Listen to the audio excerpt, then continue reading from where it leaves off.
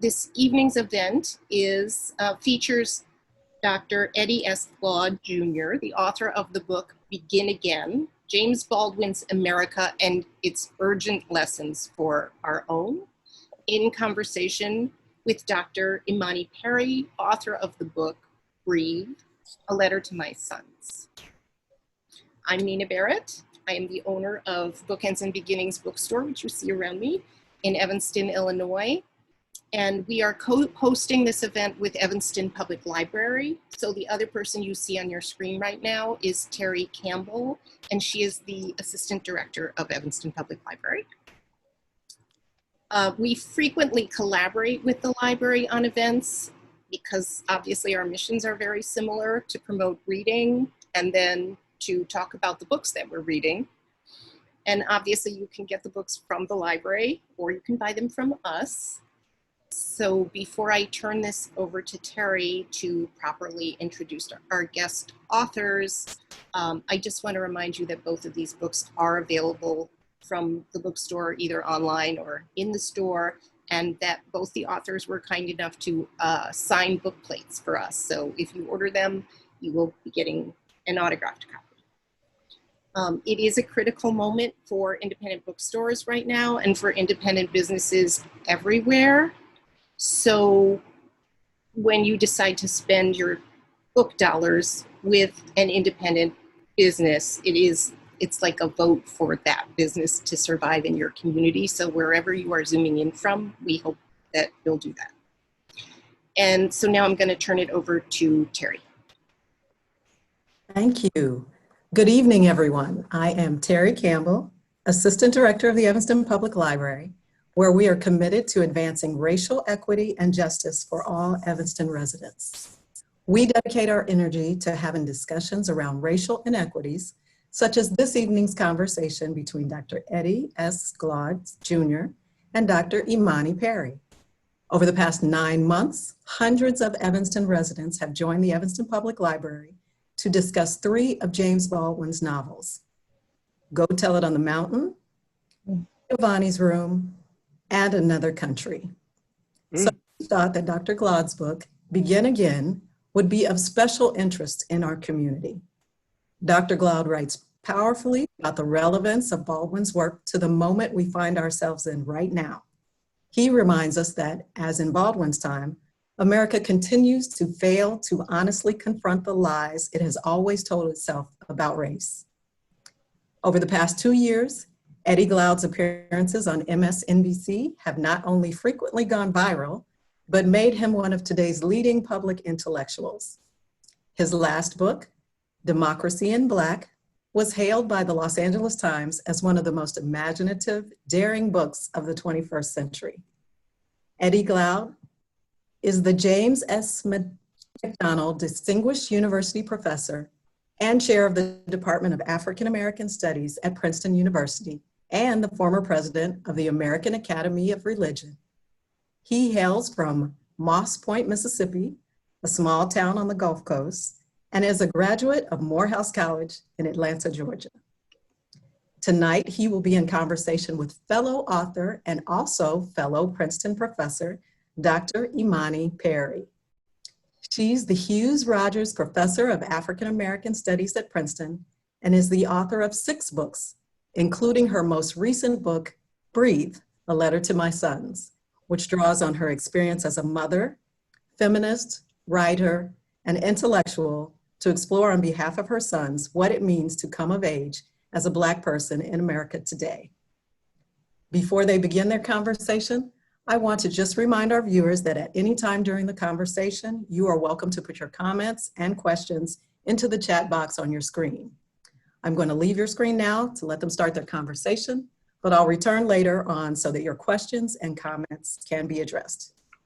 So now, please welcome Dr. Eddie S. Glaude, Jr. and Dr. Imani Perry.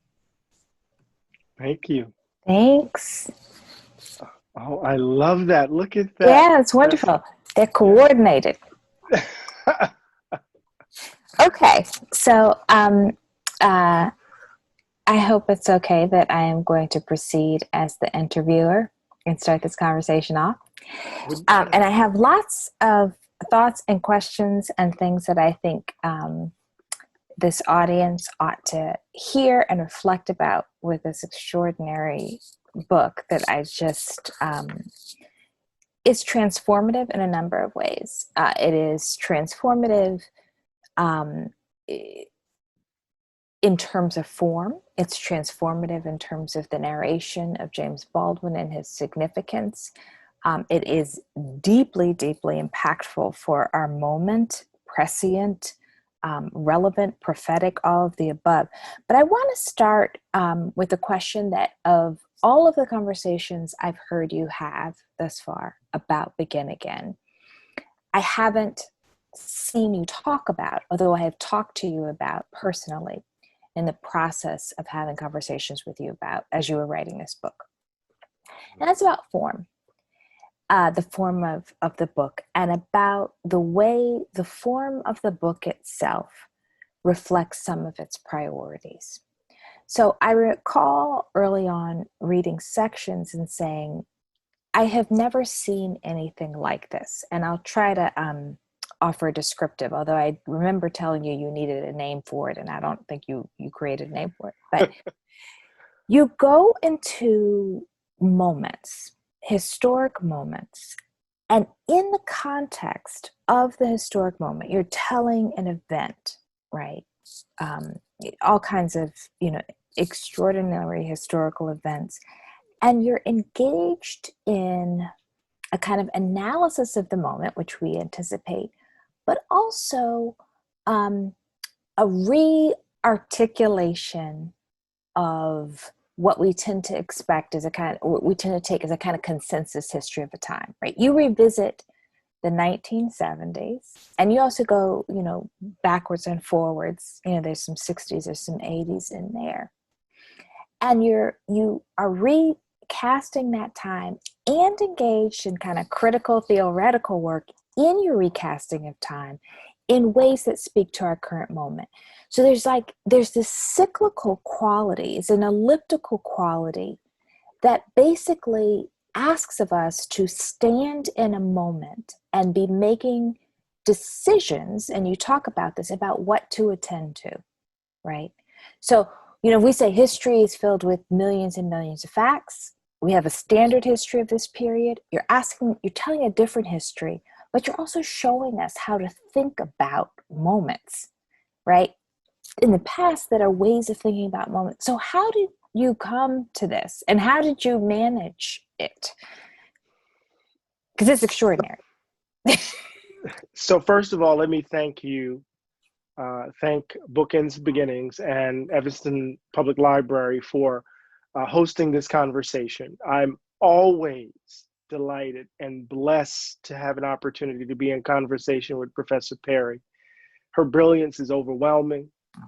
It is nurturing in so many ways, and I'm just blessed to have her as a colleague and as a writing partner. So this question is a hard one to answer, because you remember when I first wrote the first 4 chapters of the book, they were kind of these experimental forays where we were moving back and forward. Mm-hmm. There would be historical excavation, and then suddenly a moment in the historical narration would then trigger a present kind of reflection. And you remember when I think I told you the story when I went to visit Michael Thelwell, and I gave him the first 4 chapters, and he spoke back to me in a thick patois telling me that this was nonsense. Mm. And it was at that point that you told me that I needed to write the introduction to the book. And I remember being hesitant because I didn't know what the arc of the book at that point, where it was going to land. But it was at that moment that I had to kind of get a sense of what I was up to. And so, one way in which to account for what I'm up to is this let's try to capture it visually for a moment. Mm-hmm. When I went to Montgomery, Alabama, and I was in the Legacy Museum, it's a narrative museum, but it's organized spatially in such a way that you can disrupt the narrative. You don't have to move in the way in which the space suggests you ought to move. You can actually move out of the timeline. Yeah. And so there's this moment when I'm in the museum where I step out of the 19th century section and I move into the middle of the museum. And I can hear Ross Barnett. I can hear his words. I can hear the screams of Bloody Sunday. I hear the interview of Dr. King explaining the Poor People's Campaign, right? I can see young children at a table looking at Supreme Court decisions. And I write in the book, this is the cacophonous song of America, which is a riff, of course, a direct response to Whitman.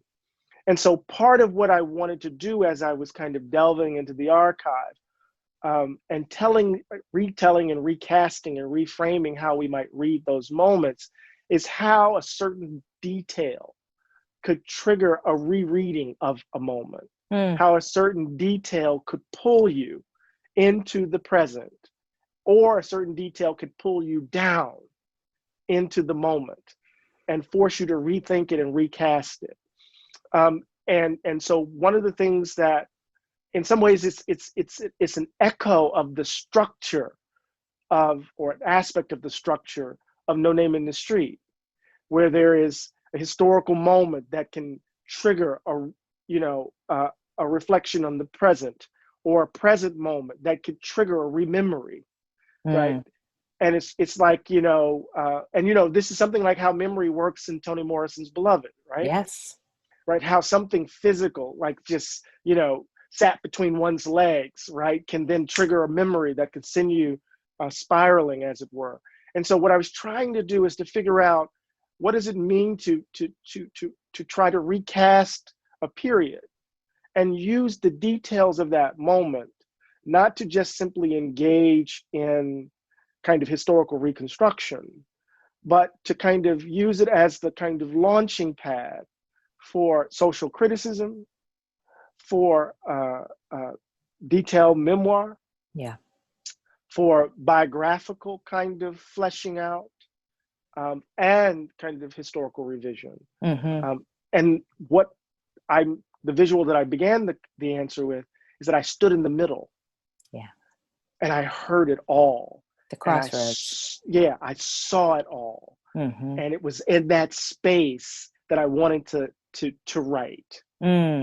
And that's, if that makes sense. Absolutely. What you were just saying, actually, about memory, it brought me back to something that I think that Begin Again does, which is, in some ways, it answers Gordon Wood's formulations about the uses of history, right? And that formulation is rooted in a conception that there is sort of one kind of accurate way to tell history, right? And that history should not be ideologically driven, that we just, we have to tell, which is sort of funny coming from him, but that's an aside. But rememory is distinct, right?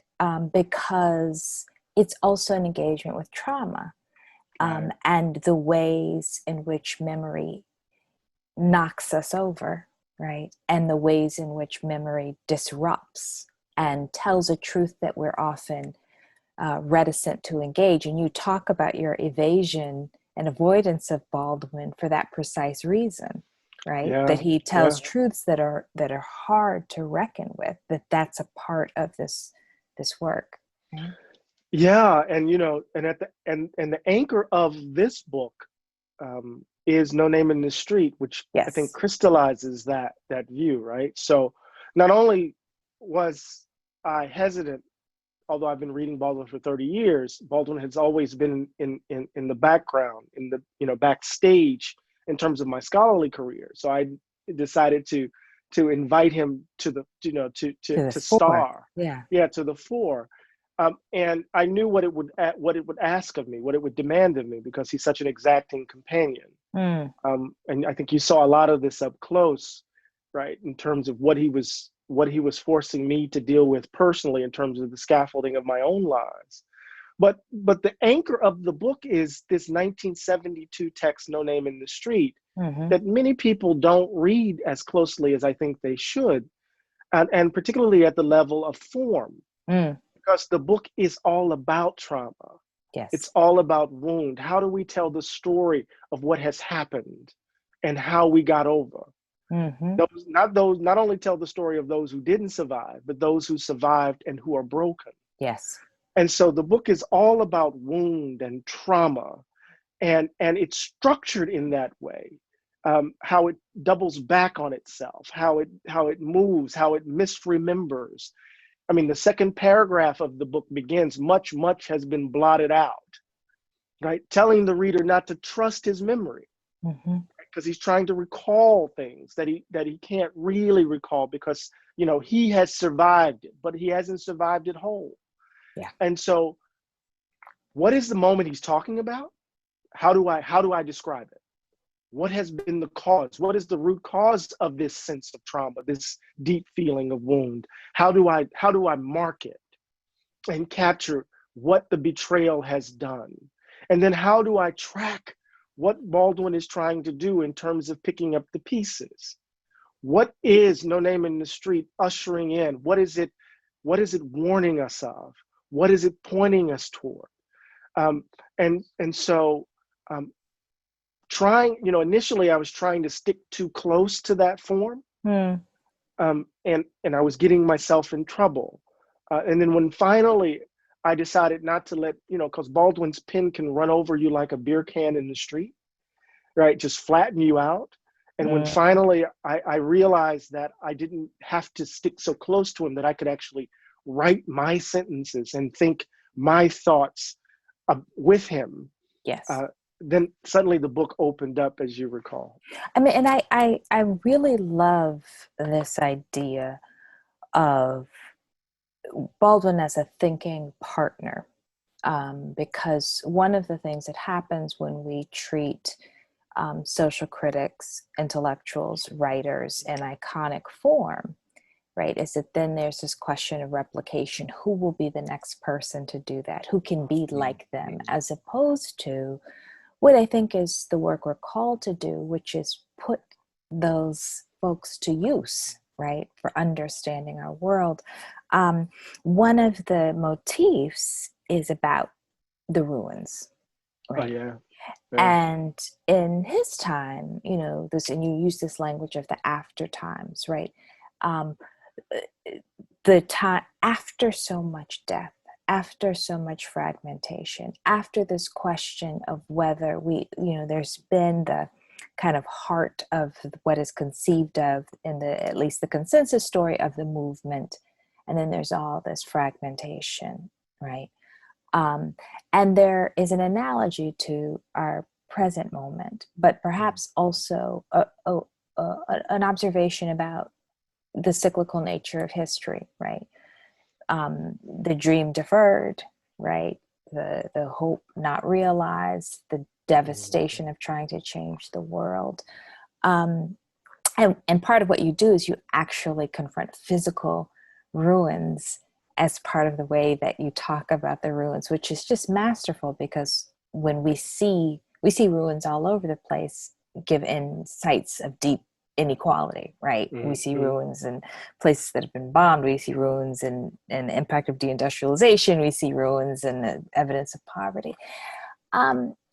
So if we are in a moment in which we are dealing with ruination and ways of being ruined, as it were, to say in a country form, what do you take to be, and I'm asking you from the book, but also the larger lesson that you glean from it. How do we confront that reality, right? Particularly now, yes. Yeah. Well, first is honestly, mm-hmm. right? Because one of the things that we tend to do is repress it, to evade, to stick our heads in the sand. There's a line where I talk about, certain understandings of Black identity where we stick our heads in the sand trying to find the essential grain, right? How a certain understanding of Blackness could serve as a kind of respite from actually dealing with what's in front of us. So you have to deal with it honestly, genuinely, truthfully. Baldwin says you must run towards the fear, not run away from it. And as one deals with it honestly, you have to try to figure out at the level of form and language how you're going to respond to what you see. Mm-hmm. Right. So what's so powerful about Baldwin after they killed King, right? And he had already felt a sense of doubt because the response to the March on Washington is the murder, the bombing of 16th Street Baptist Church in Birmingham, right? He already experienced that, and we see elements of it in of that response in Blues for Mr. Charlie, right? Mm-hmm. In Blues for Mr. Charlie, right? He's already doubting, he's already peeping, he's already seeing what's on the horizon. You can hear it in his voice when he's talking with those Howard students, when he's talking with Cortland and Stokely and Muriel and all of those folk in that apartment up until the sun rises, right? He knows what's in front of these young people. He knows that it's 63, but by 66, they're going to be screaming Black Power from the top of their lungs, right? Because they've experienced raw terror. He seems to have peeped it, right? And then they kill King, and he collapses, right? Tries to commit suicide, because again, he doesn't think he can be loved for a variety of reasons. A relationship has fallen apart, but he can't seem to pick himself up, pick up the pieces of himself, right? And 69, he tries to kill himself. So what does it mean to tell the truth about what you've been through? And then to try to find a language and a form to capture not only what you've been through, but who you are after you've made it to the other side. So in our own moment, what does it mean to tell the truth about how we got here? What does it mean to reach for languages, metaphor, to describe, right, what we have experienced and who we now are?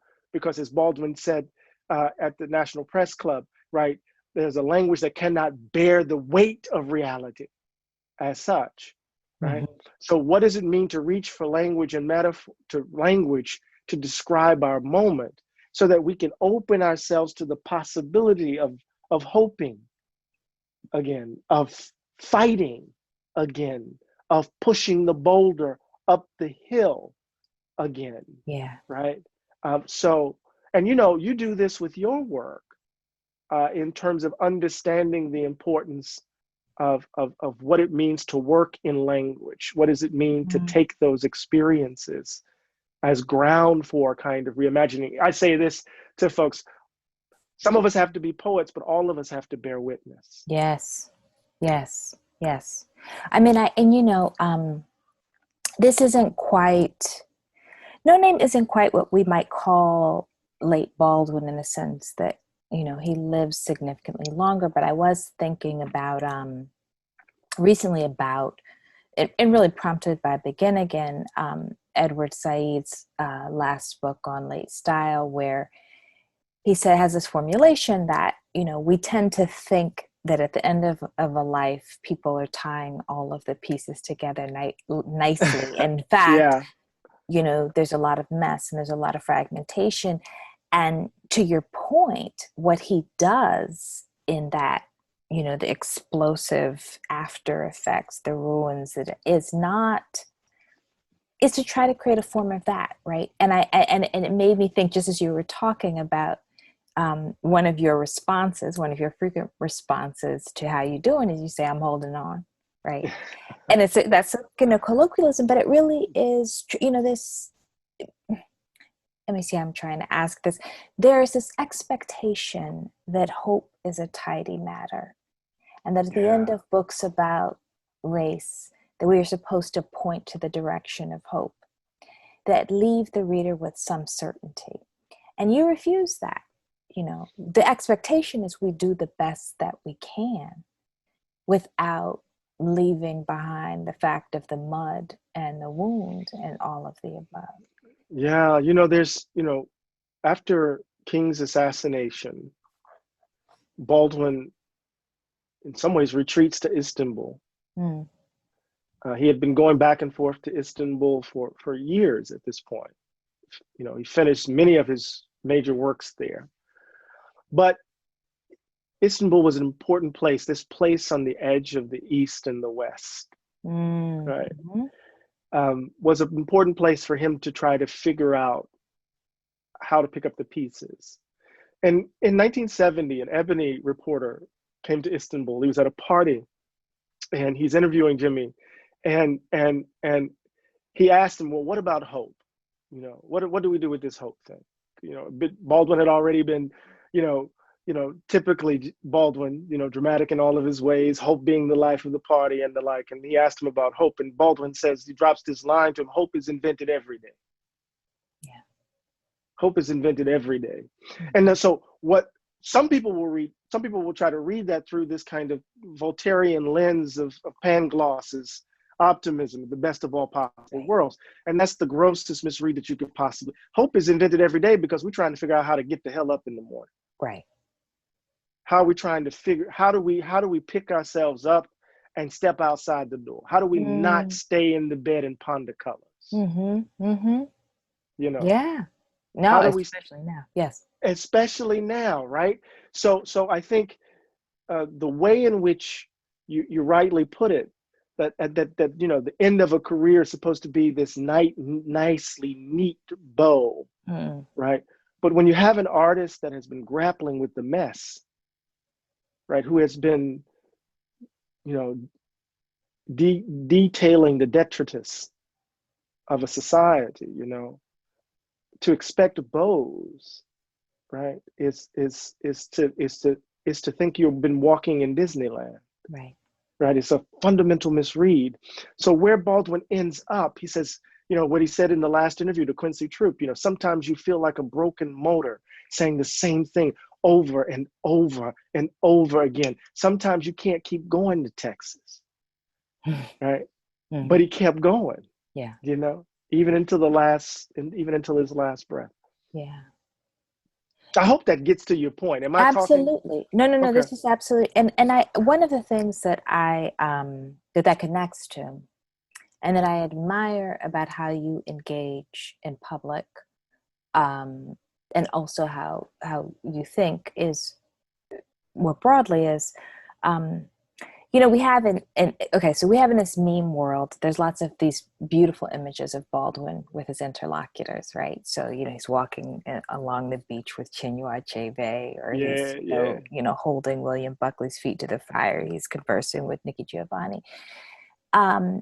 He had a way of engaging with the deepest respect while also telling the truth, right? Mm-hmm. So he didn't silo himself intellectually, although he did get to a point where he sort of threw up his hands with white America and said, but even that is a mode of engagement, saying, there's some things you're going to have to figure out, right? And I do think that you model that as an interlocutor, as someone who reflects on the political moment, in a time when that actually can seem very fraught, right? We're not that great at talking to each other right now. And also, and you do this, and as Baldwin does this, each in your distinct fashion, also are deeply concerned with the question of what kind of people we become through personal reflection. Who do I take myself to be, right? Mm-hmm. How do I stay consistent in some vision of who I am? How do I move about in the world consistently with the vision, with a commitment to liberation, right? So the question is, one, I do think that it's interesting to think about that connected to your intellectual roots, right? And also to the way that you see yourself politically, what place you occupy as a person who engages politically. Wow, that's a hard question in so many ways, but and easy in some ways.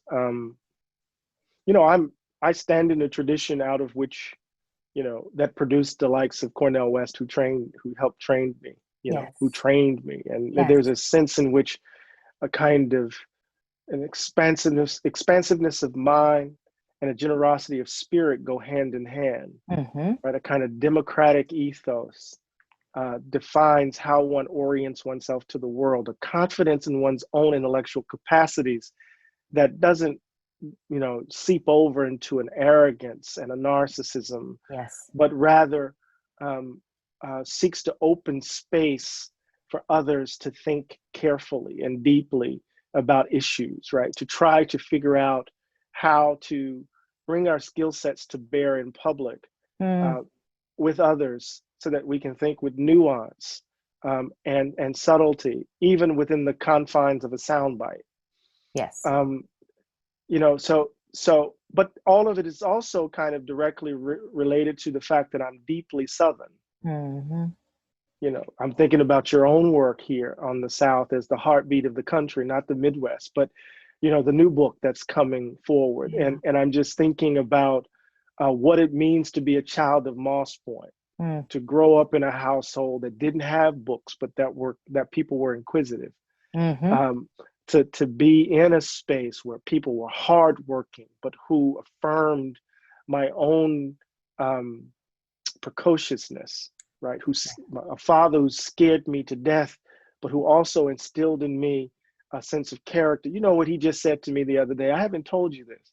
Yeah. He said to me the other day, I told him that I was going to be speaking at Goldman Sachs. He said, "Why?" And I said, "Well, I'm doing this thing goodness, around the that's book." such a Southern parent thing. Yeah, I said, "I'm doing this thing around the book and whatnot." And he said, "Okay." And then I kept talking to my mom. We had the portal and Facebook, and I'm talking to my mom. And then he leans in and he interrupts the conversation. He said, "Now listen here." And it's a voice that I heard that actually made me sit straight up, because it's a voice that I knew what he was about. It was going to be an imperative sentence. Yes. Right. And he said, "Listen here. Now there might be some money coming, but don't you let this change who you are. Right. Don't you let this affect what you're saying. Right. Money, quote, money ain't everything." Everything.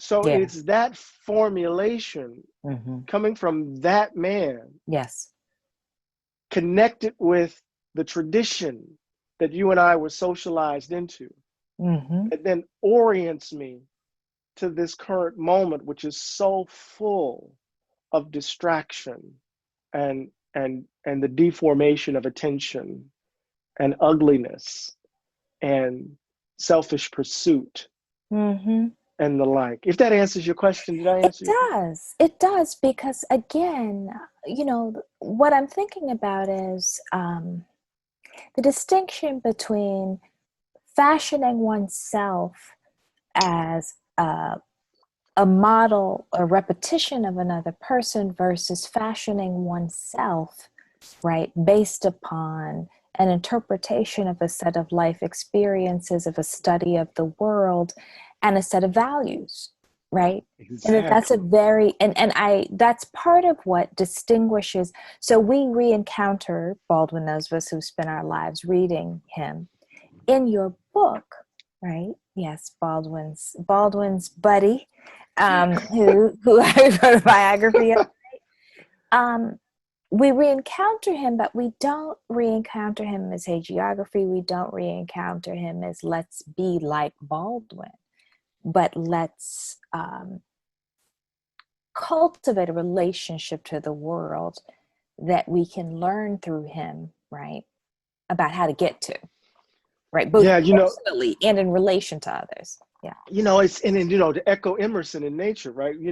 To echo Emerson, I want to stand in original relation to Jimmy.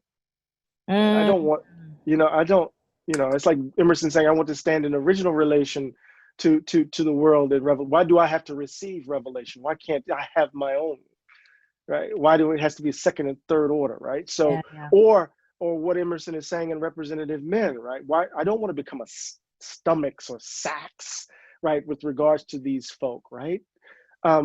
So what does it mean to find resources to walk with these people, these walking partners who inform and shape who you are, but where you don't become sycophants, right? Where you're not just simply, shall we say, not only acolytes, but, figures who just lift up their brilliance, right? That's what you That's what you are charged to do in some ways. Which is in some And ways the easier it's the path. easier thing. So what does it mean to when you wrote that extraordinary biography on Lorraine, looking for Lorraine, and revealed Lorraine Hansberry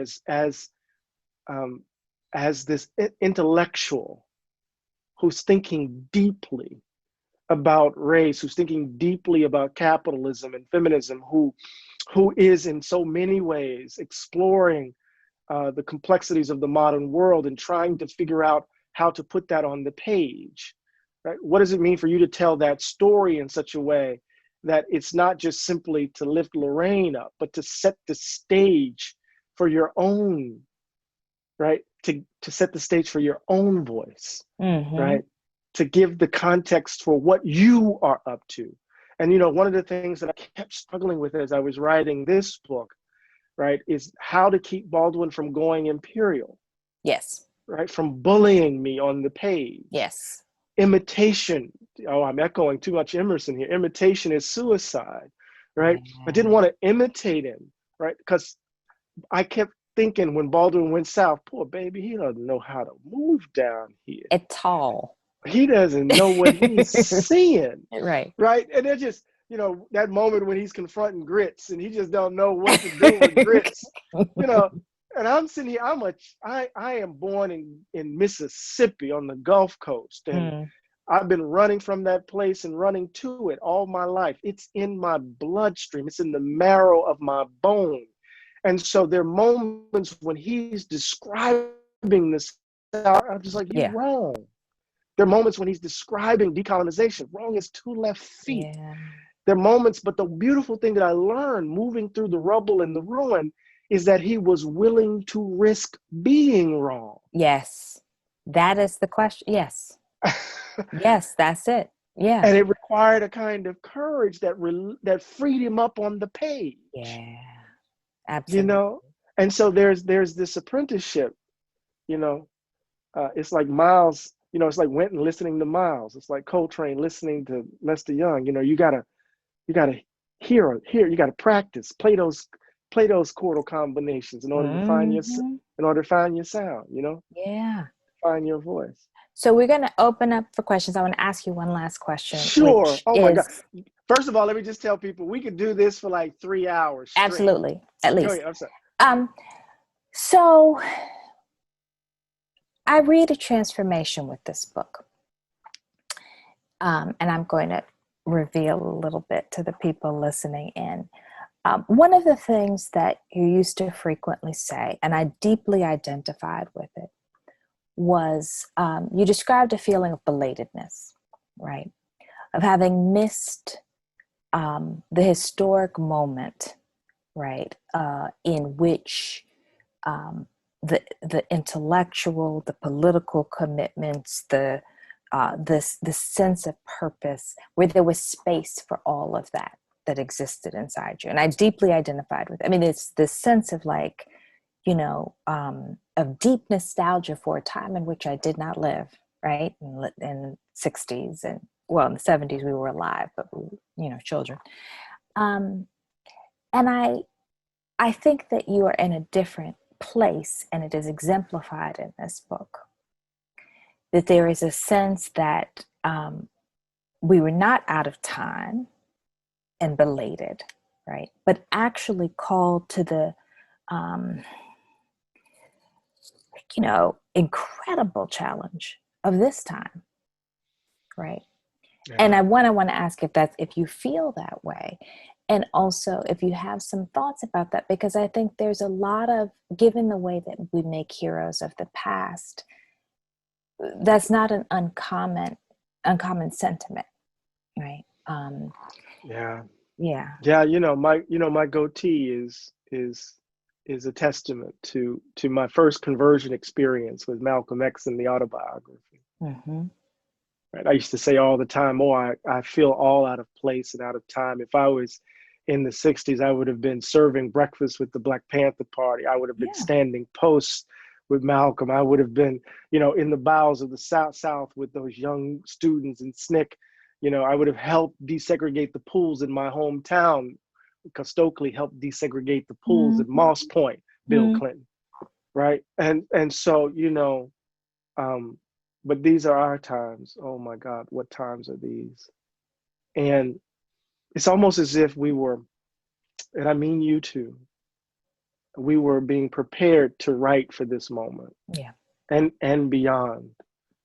You know, we came, I'm a little older, but we came of age at the height of Black studies in the academy, you know, the dream team at Harvard. And that moment, the golden age at Princeton, we were graduate students and undergraduates at the time, and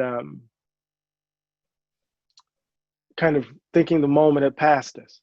Yes. You know, this is a time of Afro-pessimism and, you know, and the like, you know, a time where people seem to be pursuing their brands more than pursuing freedom. But we were prepared for this moment.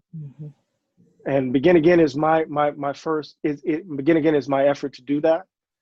And Breathe is your gift to us as well. But, you know, like you tell me all the time, we're not just writing for this moment, we're writing for moments to come.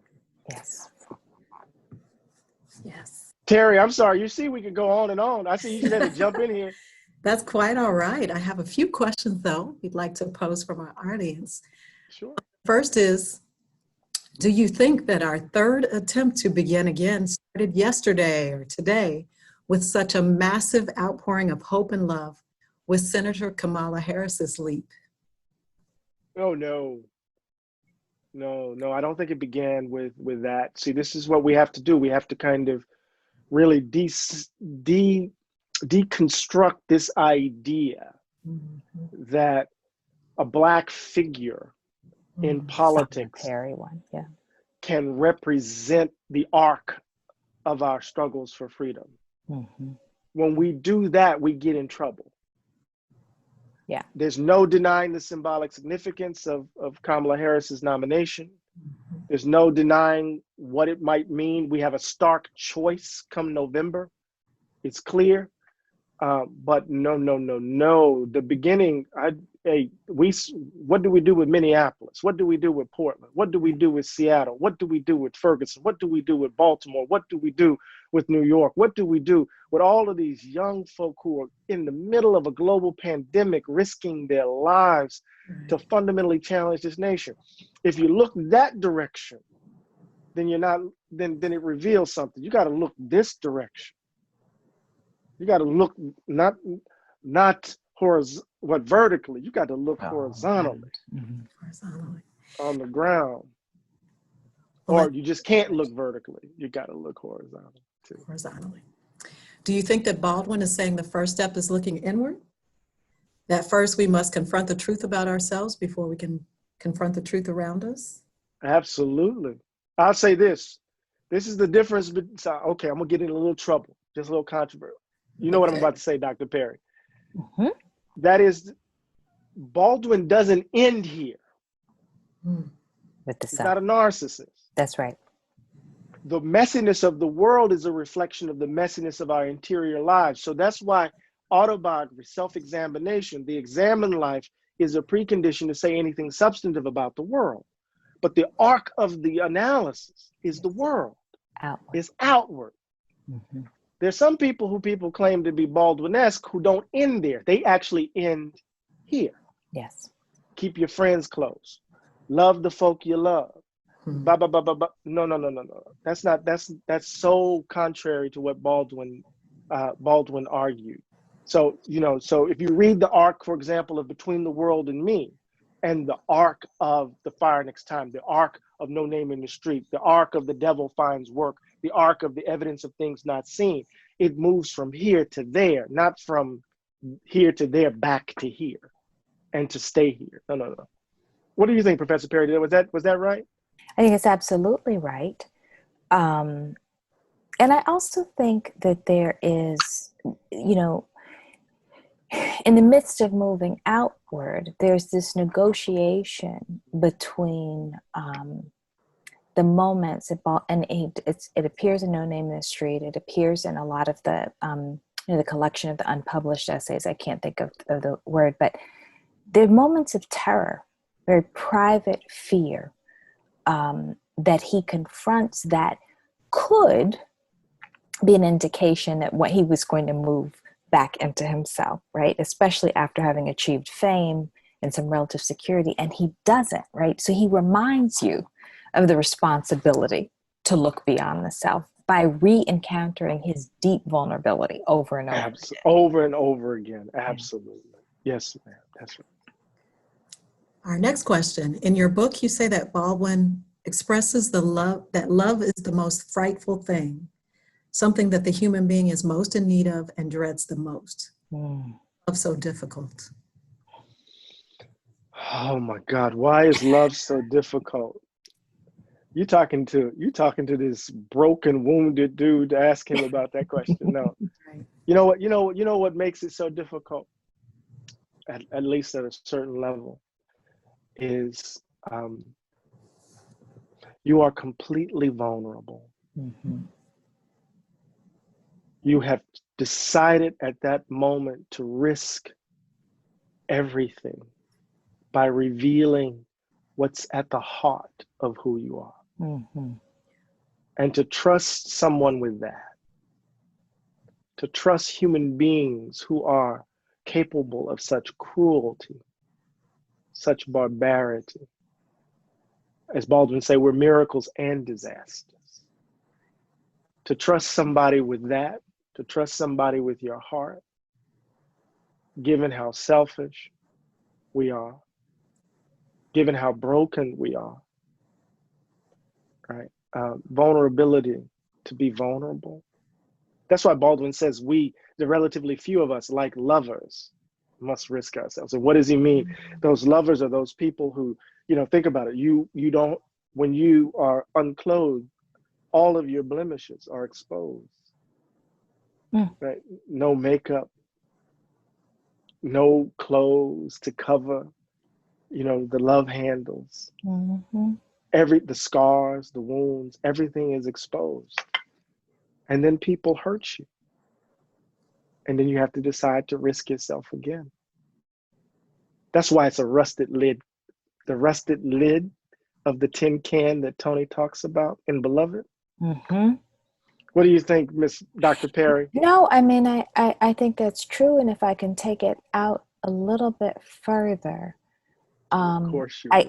I thought about, as you were talking, the Huey Newton sentence to die for the people, because when the love is for people, right, you have the same degree of vulnerability, and you risk the prospect of the depth of that love being rejected when you are challenging the terms of order, the conventional ways of seeing and doing things, right? Hello.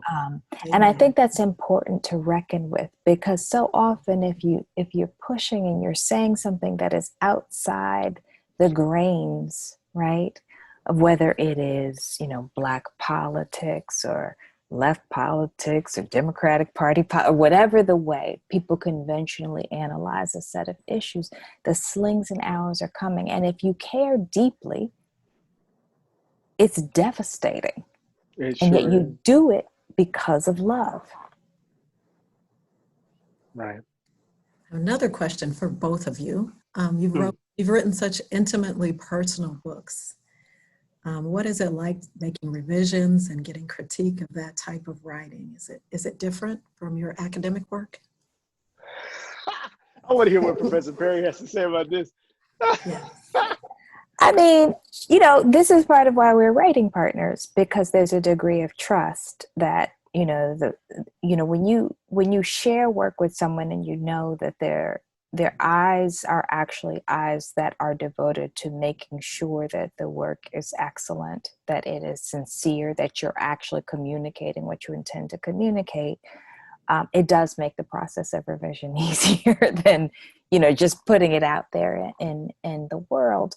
But there's also this piece where I always say this, and this may be too flip, but, what are we doing this for? If not, to tell the truth as best we know how, to echo what Eddie said earlier, describing Baldwin. And so it's going to be funky. right? That process. You're going to have questions. Should I say this? Why did I say that? Right? These things will bubble up, right? And you try to sustain courage. And I do think that the tradition, right, that we draw upon is central to sustaining that courage, right?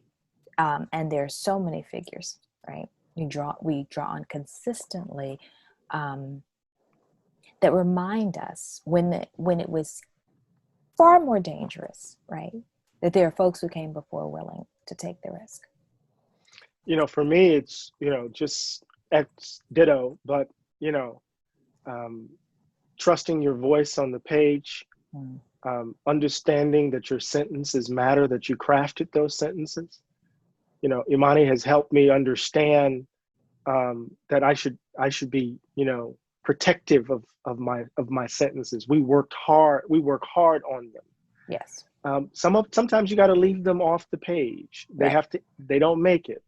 But, you know, you just don't play fast and loose with what I've done, right? That has been also, you know, to listen to each other as writing partners.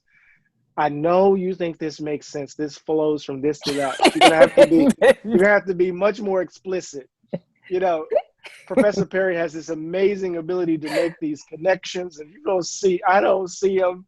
And I said, well, how you get from here to here? Yeah. Here. And to be able to ask those questions in the moment of writing. We have written so much together over these years now. When you think about it, all the books, all the recent books, we've read multiple versions Drafts, of each of those books. I wouldn't have written the introduction to Begin Again if she didn't tell me to write it, right? And she told me to write it at a time when I was trying to do the thing at the level of form. And then I had to pull out of it, write the introduction, which then organized everything from there, you know, or when she was engaged in this manic, I mean, how long did it take you to write Breathe? You were in Kyoto. Oh yeah. And she wrote Breathe in a matter of 4 or 5 weeks. 5 a.m. to 9 a.m. every day. Yeah. Every day, just churning it out. And I remember reading it and just like trying to, oh my God, what is this? How, you know, and the way in which we react to each other's writing, but then the way in which we have to manage each other when our editors are reading our work. Which is a whole other thing. Yes. Which is a whole different thing.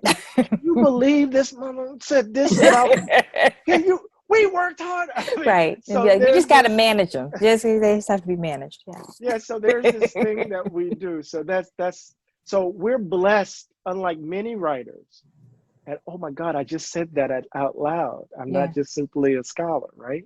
We're blessed, unlike many writers, to have each other as writing partners. And I'll just say, just as an addendum to because someone asked the question, what does the writing partners mean? It's both sharing drafts, but it really is very helpful to have a similar bibliography. We don't have an identical bibliography, but there's enough overlap in our training that we can read the references. And I think for each of us, like for me, that was the case with Lorraine Hansberry. That's certainly the case for Eddie with Baldwin. When you know what someone has read and you can read through them, what the reference points are, how they're getting into history, it's very helpful. Indeed. Right. Well, this will be our last question for the evening. Given systemic oppression and trauma, is it possible to have a conversation on race and still be able to listen and exchange? And how can we use Baldwin's work to guide us in doing so? Yes, if we're honest, if we're true. But we always must remember, as Baldwin said, that human beings are miracles and disasters at the same time. So we can't overburden it with expectations like the arc of the universe bends towards justice. No, we can't overburden it. The only thing we can do is get about the hard work of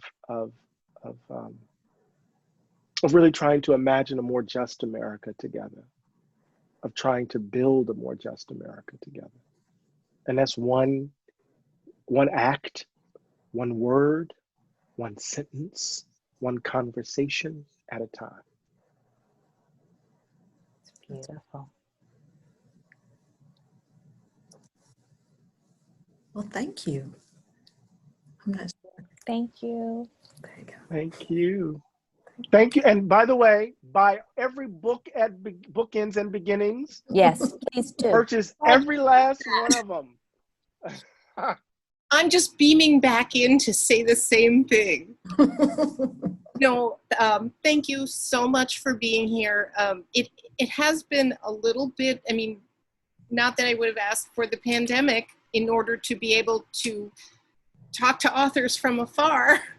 We would have loved to have you here in Evanston, but it's a little bit of a treat that we do get to do these events and talk to you in place. I do want to urge people to buy your books. It's also not just about supporting your local independent bookstore, it's also about supporting authors.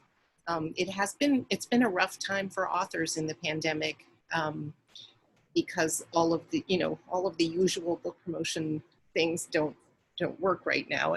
And these are both two really beautifully written, two very literary and very personal books. So I'm putting that plug in there for you.